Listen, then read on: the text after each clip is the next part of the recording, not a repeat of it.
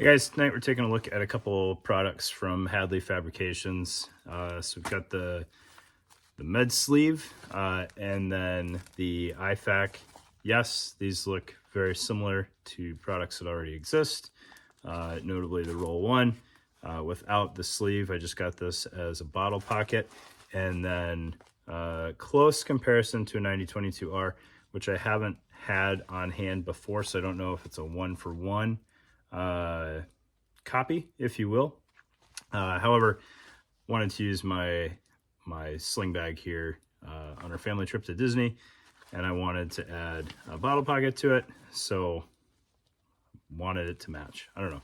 I like Hadley Fabrications. Been following her for a while.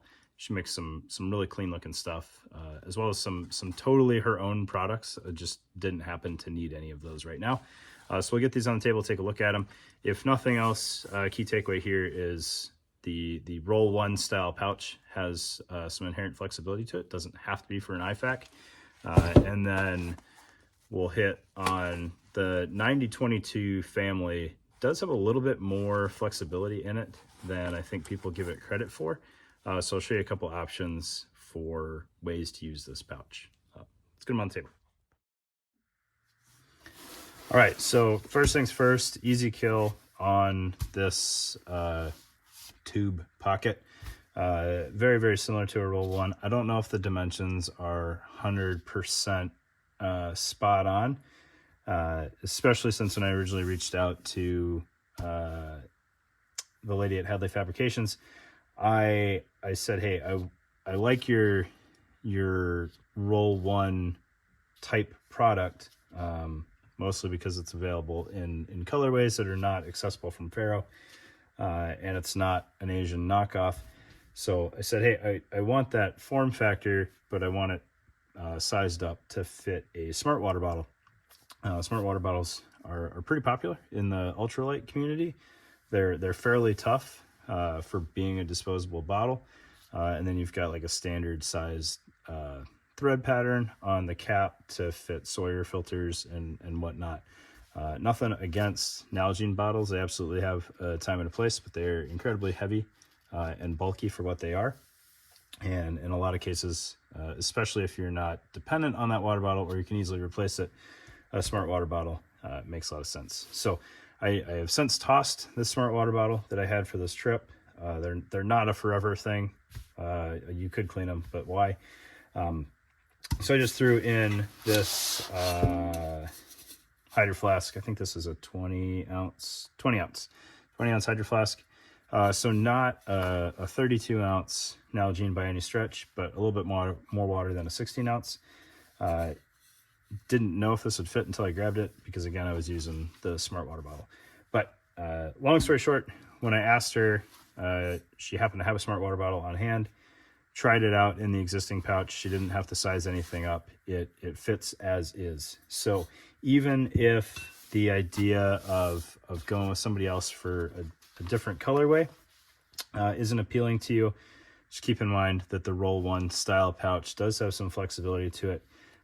If you've already got an IFAC that you're happy with, obviously the roll1, you're stuck buying the whole package together. This one I didn't bother buying the insert. Just got the sleeve, but it'll fit, 20 ounce hydro flask, smart water bottle. And because it is closed with shock cord on either end, you can also fit a lot of the regularly available like wind shirt type setups in here. Small raincoats, potentially a wind shirt and a small umbrella. I think it adds a lot of flexibility. Obviously, umbrella on a plate carrier or hanging off your battle belt doesn't make a ton of sense, but on something like this sling bag that's just for daily use in a fun pattern, right? Don't at me, not very gray man Facebook page. It's a fun pattern. I like it. All right, and that worked out really well with the water bottle hanging off the bottom of here, not soaking up any of the internal capacity here. Additionally, I wanted to get a matching color IFAC because if you go back to the video on this product, it can be a fairly functional standalone chest rig with the harness and everything, but it doesn't necessarily have an ideal dedicated first aid kit spot. So I've got plenty of Molly or Pals compatible dangler platforms, and the idea was to mount this on there if that was the way to go, or just to have, I don't know, matching setup, because it's fun to match. All right, so 9022R is the closest comparison that I know of to this. However, I haven't had a 9022R on hand, and last time I looked at the pictures on LBT's website, I didn't notice this feature. If it exists, I'm sorry, but when you open this flap, there is a elastic portion for a tourniquet in there. In kit, this wouldn't be my ideal place to have a tourniquet. I like them to have I like having them a little bit more accessible and not necessarily buried in the IFAC pouch. However, it doesn't hurt to have an additional tourniquet in there, especially if you can fit everything else that you need in the pouch. So I really like that feature. I didn't know that was a feature if it is on the 9022R, but it is on the Hadley version, and I think it's pretty slick, especially as kind of a potentially EDC type IFAC, to have that kind of tucked away and keep your tourniquet safe in the pouch. All right, and then a lot of people will kind of slam the 9022R as not having a lot of capacity, which is true. It's a fairly flat profile pouch, and if you don't go into it correctly, one, it's just an open pocket and you can yard sell your stuff, and two, it doesn't look like it holds a lot. So I pulled out kind of 3 different configurations here. So I've had a video on this before. This is just kind of all of the components in an ace bandage. So about as minimal as I would like to go for a real IFAC.